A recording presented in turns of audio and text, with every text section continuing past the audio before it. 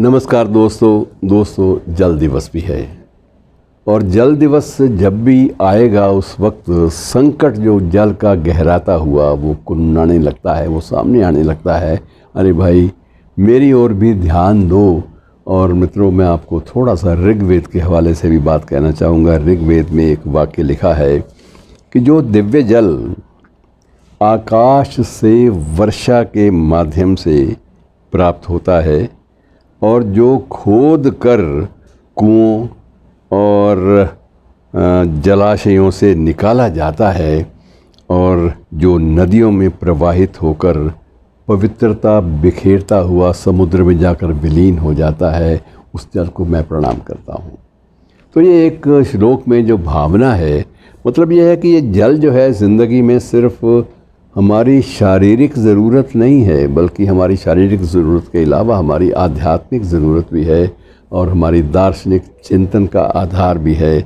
मित्रों, इसी विषय पे जल दिवस पर मैं आपके साथ बांट रहा हूँ डॉक्टर राही मासूम रज़ा की एक नज़्म के कुछ अंश, जिसका मूल जो स्वर है वो जल है और प्यास है, और उसी को लेके मैं आपके सामने हाजिर हूँ, आपसे बांट रहा हूँ कि मैंने जब भी जन्म लिया है अपने को तन्हा पाया है, अपने को प्यासा पाया है। मैंने जब भी जन्म लिया है अपने को तन्हा पाया है, अपने को प्यासा पाया है। पानी पानी इस नन्हे से लफ्ज़ में कितनी मौसीकी है कि पानी पानी इस नन्हे से लफ्ज़ में कितनी मौसीकी है। मैंने जब भी जन्म लिया है इन लफ्ज़ों पर गौर किया है। प्यास अजल है, पानी क्या है कि पानी क्या है, प्यास अजल है, प्यास अबद है, और बीच में रेत का एक सागर है, और लम्हे शबनम के कतरे हैं। लम्हे, जिन पलों को हम जीते हैं, कि लम्हे शबनम के कतरे हैं और होठों तक आने से पहले उड़ जाते हैं। मैंने जब भी जन्म लिया है लम्हों के इन कतरों के पीछे भागा हूँ। मैंने जब भी जन्म लिया है लम्हों के इन कतरों के पीछे भागा हूँ, लेकिन मैं अब तक प्यासा हूँ। प्यास अजल है, प्यास अबद है, और बीच में रेत का एक सागर है। इस सागर का नाम तमन्ना, इस सागर का नाम तमन्ना, या फिर शायद कैदे हयातो बंदो गम है, या फिर कैदे हयातो बंदो गम है। और प्यास के इस गहरे सहरा में सैराबी को ढूंढने वाले, कि प्यास के इस गहरे सहरा में सैराबी को ढूंढने वाले खो जाते हैं, सब दीवाने हो जाते हैं, और सो जाते हैं, सब दीवाने हो जाते हैं। कि धूप के इस काले सहरा में सब तन्हा है, धूप के इस काले सहरा में सब तन्हा हैं, और साए का कोई हल्का सा धब्बा भी नहीं है, जिसकी गोद में बैठ के कोई घास की उंगली से शबनम के कतरे चाटे, और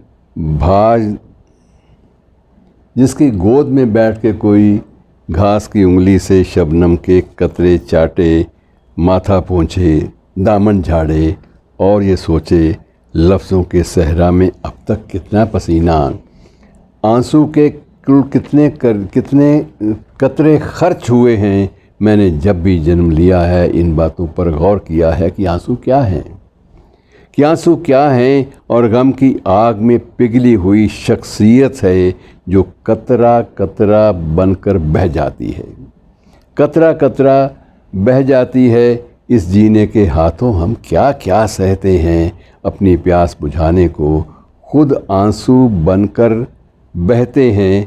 और प्यास अजल है, प्यास अबद है, बीच में रेत का एक सागर है, और इस सागर के नाम हज़ारों। प्यास के इस गहरे सागर में सैराबी को ढूंढने वाले खो जाते हैं, सब दीवाने हो जाते हैं।